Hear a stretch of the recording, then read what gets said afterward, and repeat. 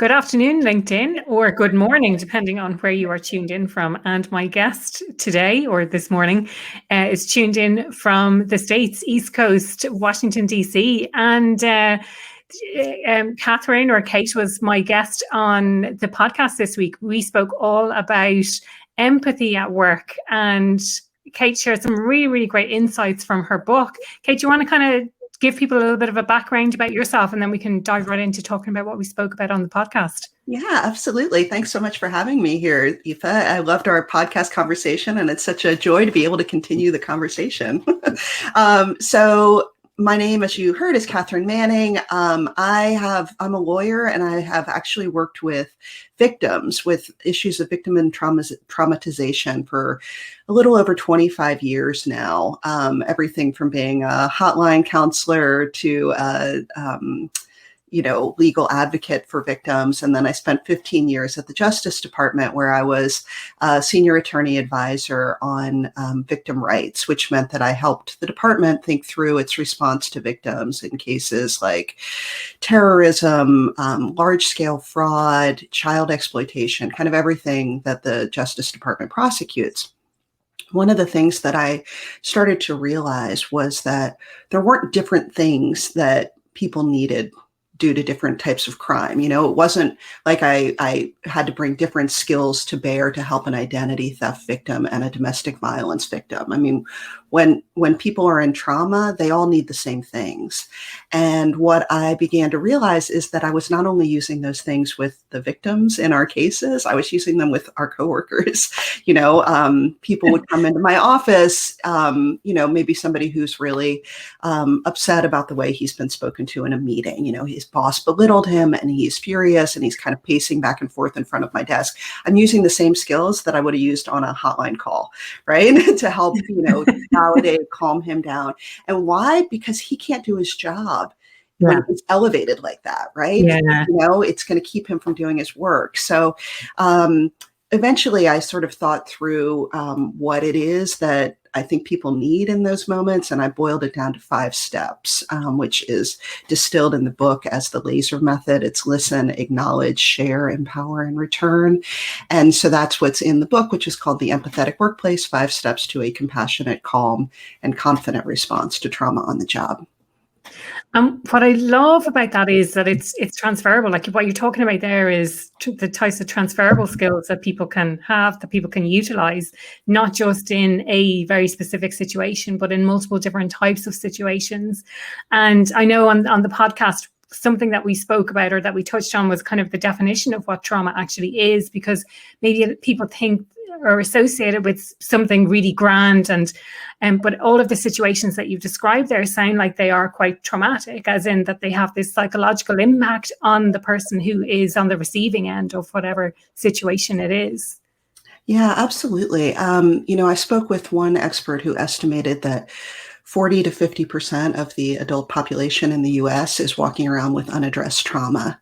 Wow. And that was her figure before the pandemic. I mean, it's really all around us. And I think, we do a very good job of kind of papering over it, but it shows up anyway, right? It shows up in communication problems. People have shorter tempers, their productivity, missed deadlines, absenteeism. And when we can get better at identifying and supporting each other through that trauma, just recognizing, hey, this person is having a hard time right now. I can see that they're having a hard time right now, and I know how to support them through it. That's going to increase everybody's productivity. It's going to build stronger bonds between you and that person. And honestly, you and the workplace, or that person in the workplace as a whole. If they feel like there's somebody at this workplace that cares about me beyond just like, did I get that memo that they needed? That's going to make them trust the workplace more, feel stronger and more loyal to the workplace. So it really just builds trust, loyalty, psychological safety across the board.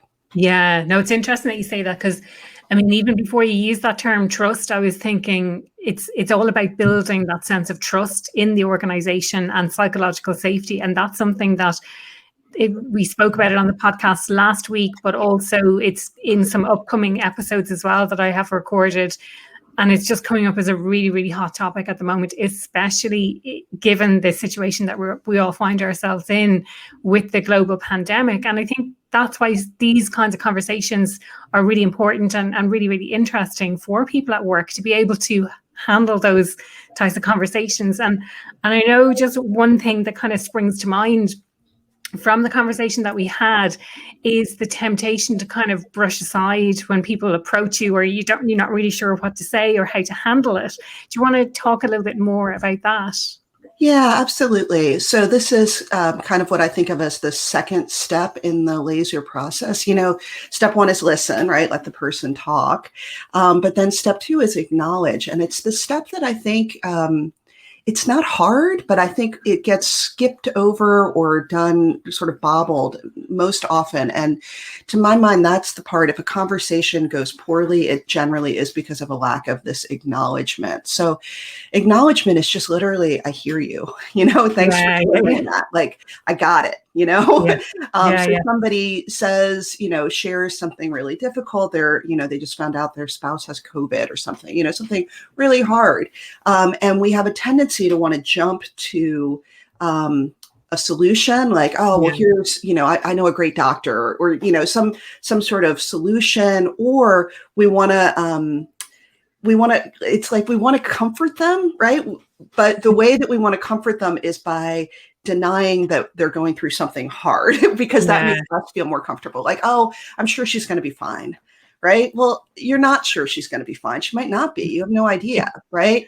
And what you're doing when you say that, you're just denying the experience of this coworker who is experiencing trauma, grief right now. You're saying, like, I don't want to listen to your grief. Instead, I just want to focus on, like, la, la, la, I don't hear it, So another one that we often do, I always say it's like either deny or distract are kind of the things we don't want to do. So the denial is like that, I'm sure she's going to be fine. Distraction is more the, like, I know a great doctor, or you really should just, your kids really need you in this moment. So that's what you need to focus on.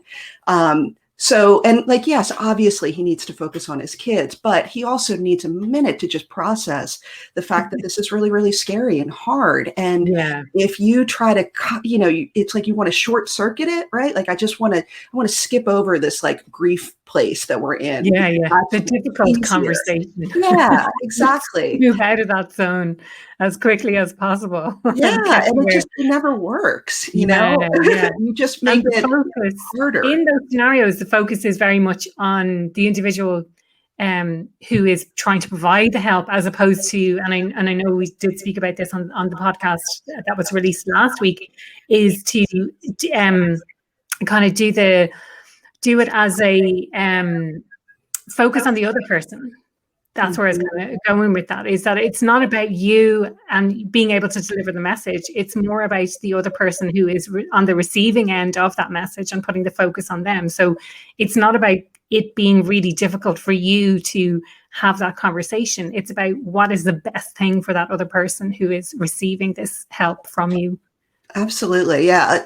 People sometimes call it holding space. Can I hold this space with you? And it's not easy. I mean, I don't want to tell you, like, oh, it's really, no problem. You just kind of sit there and let them talk. It's hard sometimes to hear these stories. And, like, you might be really, really sad, right? And it's hard to be around people who are really sad, because feelings are a little bit contagious. I start to catch a little bit of that feeling. It's hard. So I don't want to imply that it's an easy thing to do. It sometimes can be difficult, but it's also really, really important, right? Like, you can't fully always appreciate how helpful that is to somebody, just to have someone who's willing to kind of sit with them in that moment so they're not alone.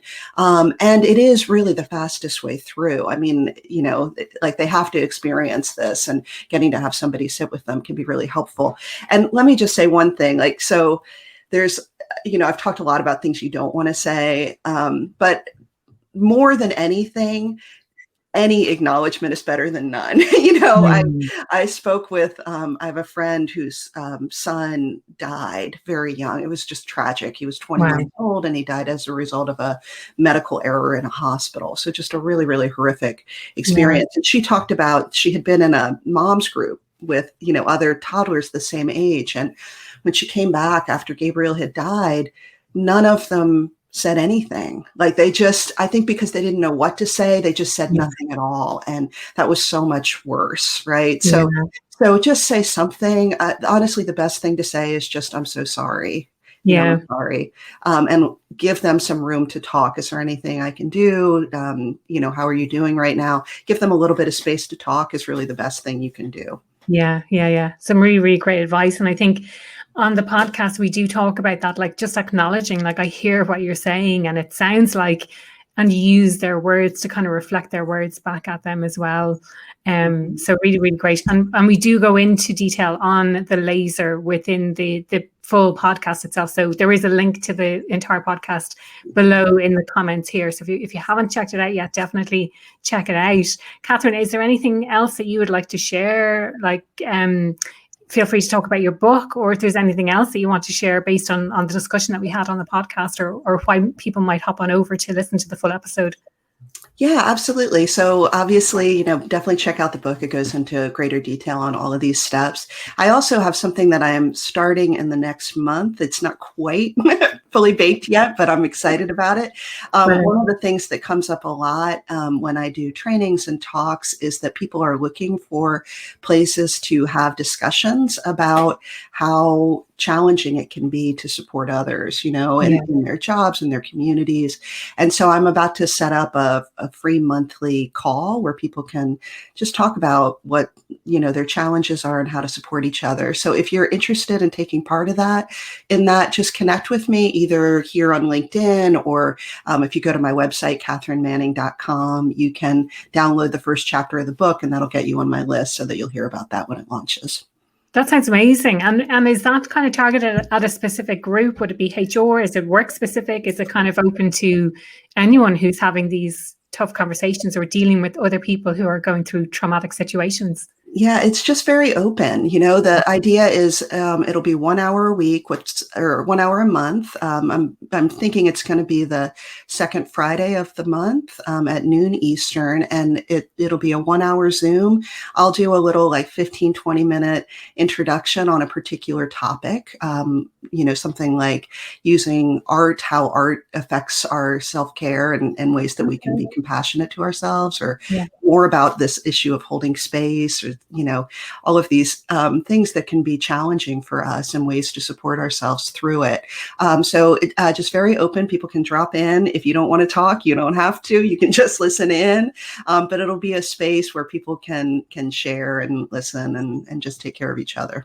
Brilliant. Really, really like that. I think it's something that's definitely needed at the moment as well, given let's say the current situation. I mean, it's been going on for over a year at this stage. Brilliant. Anything else that you'd like to share? Where can people get the book? You mentioned your website, that they can download the first chapter there if they want to buy the whole book.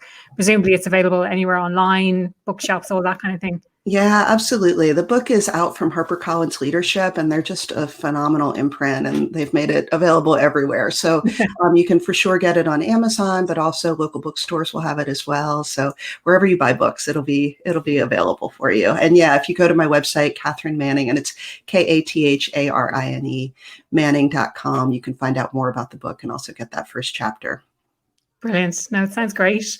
Thank you everyone who tuned in live today to the conversation, or if you're watching the replay, feel free to pop your comments and your questions below.